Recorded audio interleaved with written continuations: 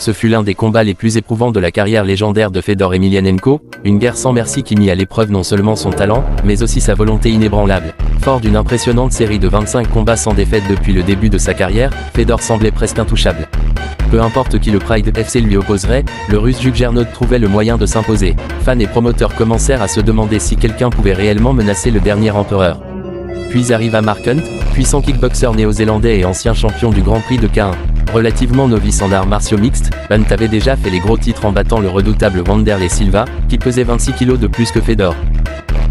Dès la cloche d'ouverture, il devint clair que ce ne serait pas une victoire de routine pour le Russe. Hunt se défendit magistralement contre la clé de bras emblématique de Fedor, chose que peu de gens avaient jamais réalisée. La foule dans l'arène hurla d'incrédulité et un frisson parcourut le public.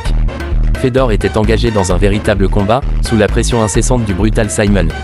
Il se retrouva dans une situation délicate. À un moment, Hunt faillit lui aussi se soumettre en tentant une clé de frappe surprenante qui fit grimacer de douleur le Russe. Voir Fedor, ensanglanté, meurtri et cloué sous le poids immense de Hunt était quelque chose qu'aucun supporter n'avait l'habitude de voir.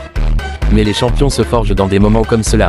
Refusant de céder, lentement, il s'extirpa de la montagne de Hunt, malgré son épuisement et le poids des attentes de toute une nation.